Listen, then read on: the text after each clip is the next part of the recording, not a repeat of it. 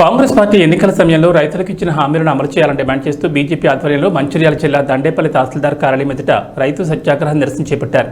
ఈ కార్యక్రమానికి బీజేపీ మంచిర్యాల జిల్లా అధ్యక్షులు రఘునాథ్ వెరబెల్లి హాజరయ్యారు.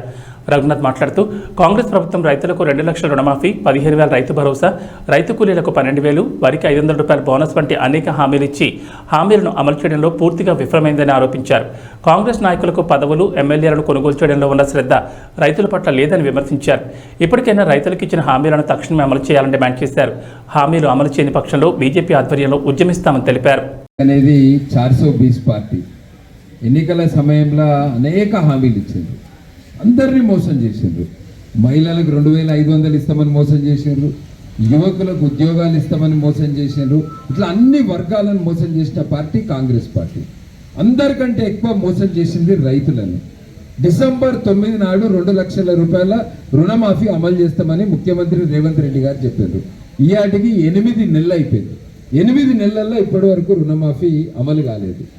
రైతులకు ఎకరానికి 15,000 రూపాయలు ఇస్తామన్నారు రైతు భరోసా.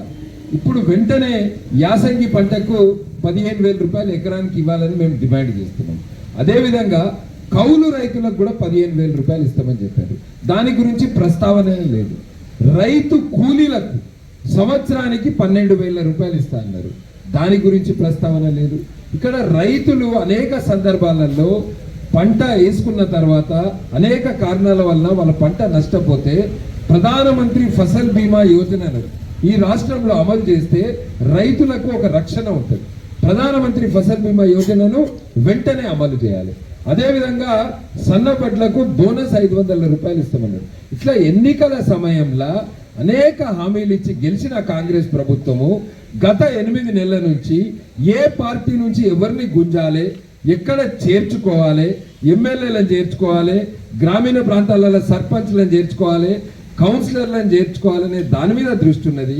కాంగ్రెస్ పార్టీలో ఉన్న నాయకులు ఎంతసేపు నాకు మంత్రి పదవి ఎప్పుడొస్తుంది, తెల్లారి లేస్తే పొద్దున సాయంత్రం మంత్రి పదవి మీద ఉన్న ధ్యాస రైతుల సమస్యను పరిష్కరించడం మీద లేదు.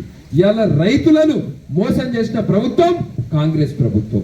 మరోవైపు నరేంద్ర మోదీ గారి ప్రభుత్వము రైతులకు సంవత్సరానికి 6,000 రూపాయలు ఇస్తూ, రైతులకు యూరియా మీద, డిఏపి మీద సబ్సిడీలు ఇస్తూ రైతుల సంక్షేమం కొరకు పనిచేసే ప్రభుత్వం నరేంద్ర మోదీ గారి ప్రభుత్వం అయితే, ఎన్నికల సమయంలో ఇచ్చిన హామీలను అమలు చేయకుండా మోసం చేస్తున్న 420 ప్రభుత్వం రేవంత్ రెడ్డి ప్రభుత్వం.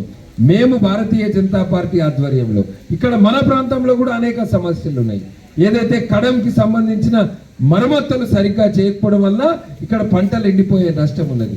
మేము భారతీయ జనతా పార్టీ తరఫున రైతులకు న్యాయం జరగాలి, రైతుల సమస్యలు పరిష్కరించాలి. ఎన్నికలలో రైతులకు ఇచ్చిన హామీలను నెరవేర్చేంత వరకు కూడా రైతులకు అండగా ఉంటాం, రైతుల తరఫున కొట్లాడతాము. ఈ రోజు ఈ కార్యక్రమం చేపట్టిన దండపల్లి మండల బీజేపీ కుటుంబ సభ్యులకు అందరికి కూడా ధన్యవాదాలు.